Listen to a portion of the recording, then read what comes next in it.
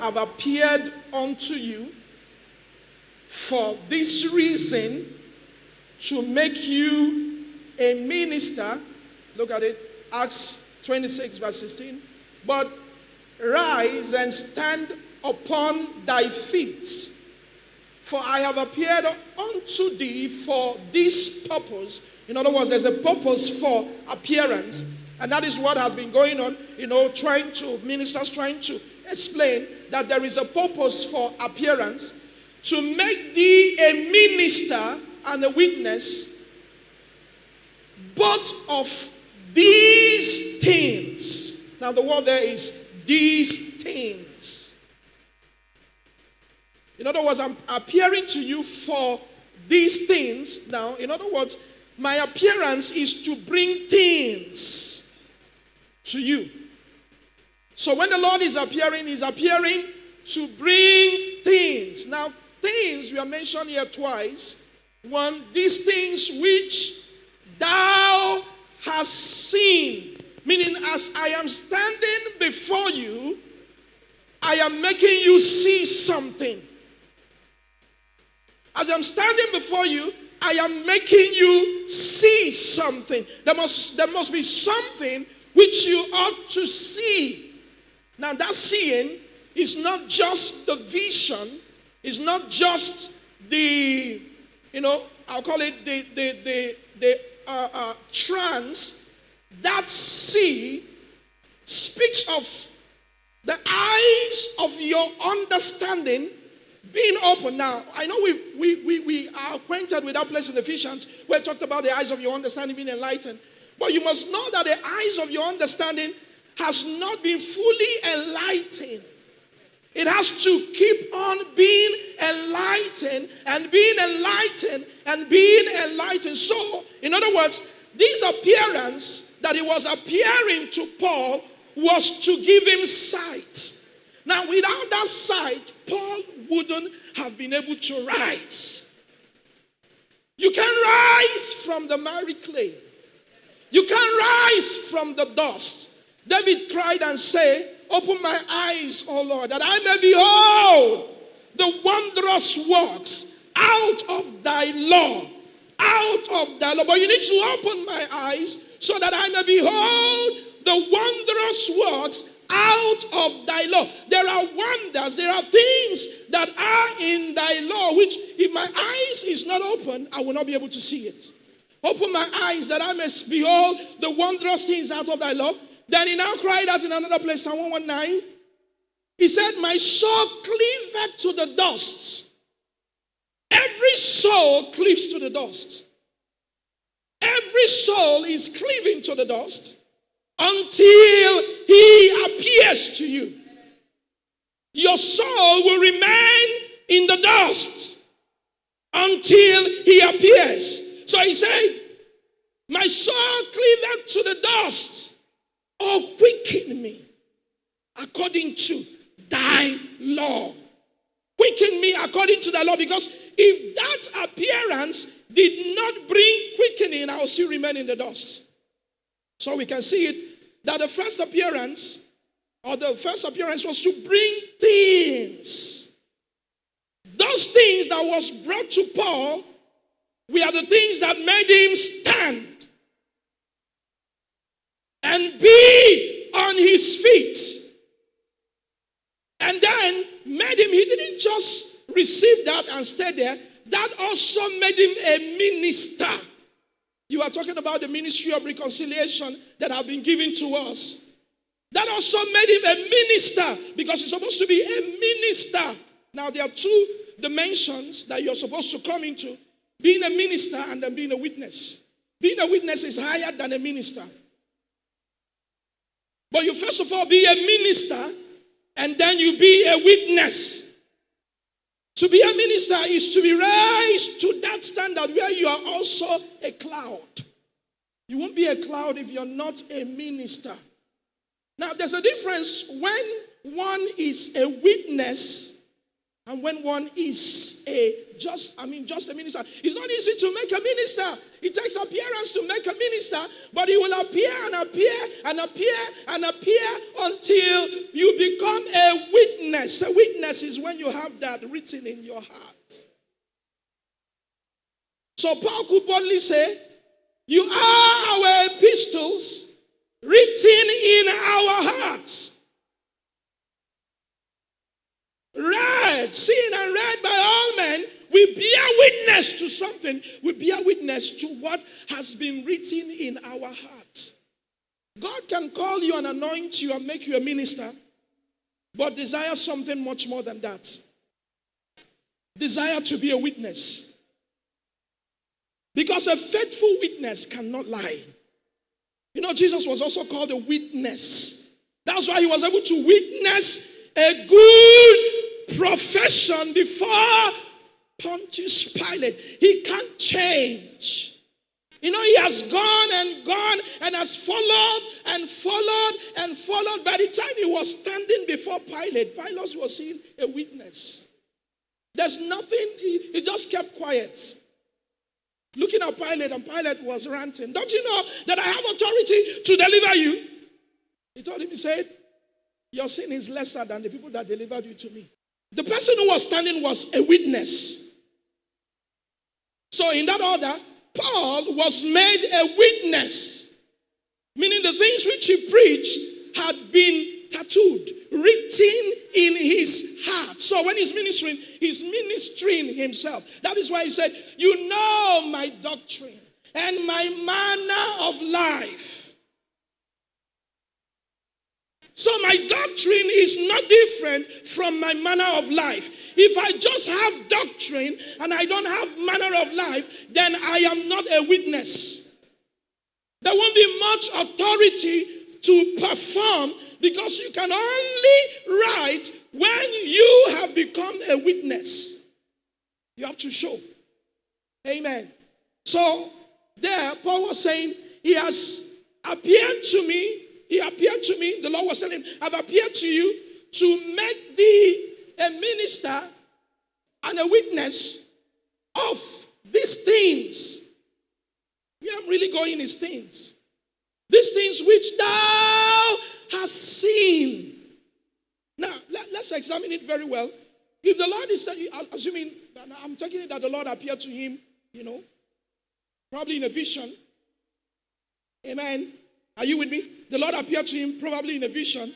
Now, if the Lord appeared to him in a vision and said, I have appeared to you for this purpose, to make thee a minister and a witness of all the things which you have seen. Now, what was he seeing physically in that vision? He was seeing the Lord in a bodily form, or anyhow he saw him. But that wasn't the seeing. That wasn't the seeing. He saw more. He saw more. May the Lord open our eyes. May the Lord open our eyes to see beyond just the ordinary, but to see into the testament. Because there he was being made a minister of the testament. Now, what constitutes that are things. Can you say with me things? Can you say with me things? Things which thou hast seen. Quickly give me John. Let's go to John. John the Baptist began to talk about things along this line. John, the Gospel of John, chapter 3. Let me read from verse 29.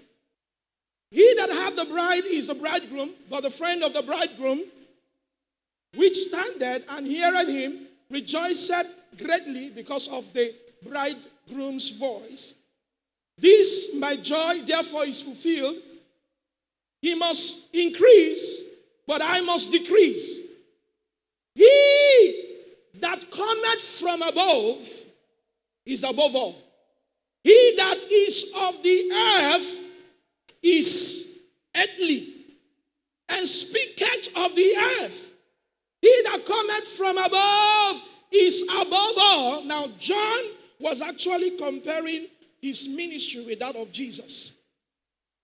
Now, John was saying that I have the ministry of earth. You say, earth, earthly. No, you're misunderstanding me. I'm not saying worldly. I'm not saying carnal. There is the earth. He said, he that is of the earth, he that is from the earth is earthly. Now, when you hear earthly, you have to go back and understand that in the beginning, God created heaven and earth. Is it not so? God created heaven and earth. Now, the earth was not bad. Earth was, can I tell you, earth was spiritual.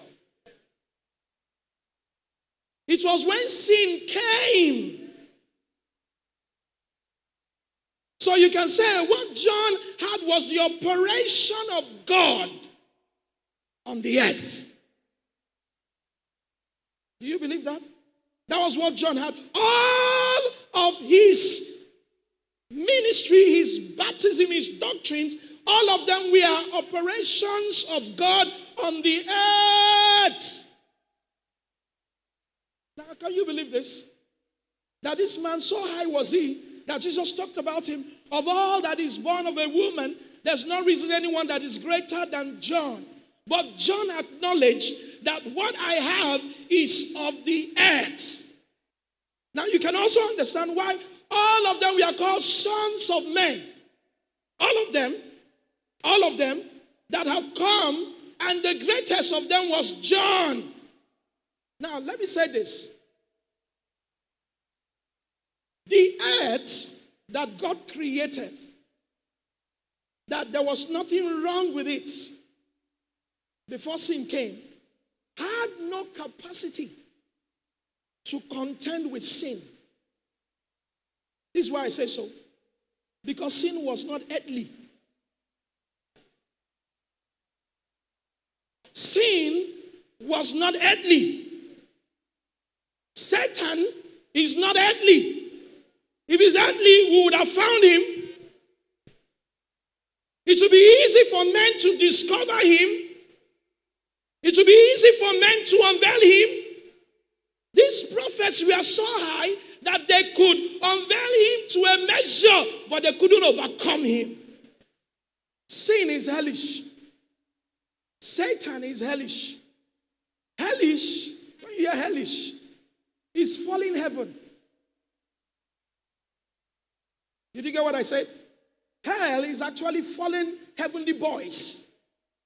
They are heavenly boys that fell. They are not earthly. They will rattle the earth. You know, as they are falling, even those stars of God, morning stars, when they are up there in their state that God kept them, they shine. But as they begin to fall, they drop. They drop and begin to burn. It's actually that burning that constitutes hell. So hell to them is nothing. What they are afraid of is lake. They themselves are hell.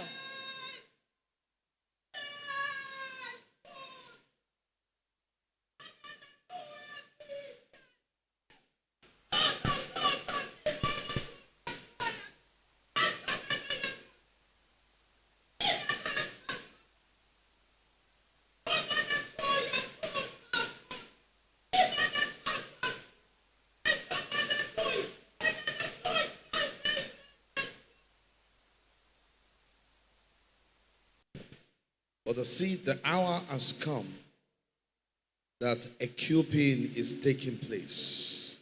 A cuping is taking place. A cuping is taking place. For the forces of corruption are at work subtly, to defile the heart of men and to disarm the church from coming into our own. The battle is raging, and it is subtle. But thus saith the Spirit, as you listen to this clarion call, something is taking place on the inside. Something is taking place on the inside. There is the reversal of the work of sin. There is a cleansing and sanctification, preparing the priests of the Lord, the priests of the Most High, and getting them ready to come into the fullness. For the time has come. I have opened the heavens upon you. I will begin to feed you. I will begin to feed you with this eating manna so that eternal life will take over your being. And that eternal life will yield fruit. Yes, fruit of meekness, fruit of love, fruit of faith, fruit of patience, and the fruit by which the judge of all will come on the standard that the church is raising and bring forth restoration of all things. You know, God has standards.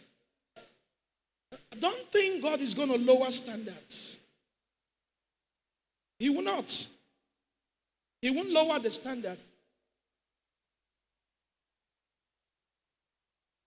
And that is the reason why he has to, or he's ensuring that the things which will furnish us and make us complete, because that was what I was hearing, complete. What will make us complete, entire, and lacking in nothing. Before you can face the dragon, you have to be complete. You can't appear before the dragon. First of all, he said, the prince of this world cometh and found nothing in me. Meaning he is also a judge. He's also an Elohim. He said, I has made him a little lower than Elohim. So those guys we are called Elohim, he understands judgment. So he also comes to examine. The prince of this world cometh. God allows him to examine. God will allow him to examine. But one thing I'm sure is that before he will allow him to examine, the Lord would have approved us. You don't understand me? The Lord would have approved us. When he approves us, when we stand before him blameless, irreprovable, who will condemn us? Who can condemn us? Is it not him that justifieth? Whose eyes is purer than to behold iniquity. When he says concerning Jacob, I have not found any iniquity in him, then the one who is a judge comes and says and looks, trying to find loophole and said there's no iniquity in Jacob. Even though the earth, as good as it was, could not in any way have stood any chance of contending with those heavenly boys. Understand me. That is where we do not understand when they say the mystery of iniquity. If it's a mystery, then it's hidden. Hidden. Why will it be mystery if it is known? It's a mystery of iniquity. Doth already work. It's a secret. The prince of the power of the air worked it in such a way, with such a wisdom, that it will be difficult to unravel. Prophets came. Prophets rose. They walked with God. The best they could do was to escape it. But none of them could overcome it. The best they could do was to escape. And the wisdom which they escaped was that which John was talking about. He said, what I have as my wisdom is of the earth. He that is of the earth is earthly and speaketh of the earth. But he that is from above, hallelujah, I'm excited that he that is from above is above all. Is above Satan. Is above sin. Is above corruption. Is above all. Is above all heavens. He that is from above is above all. And he speaketh the things that are from above.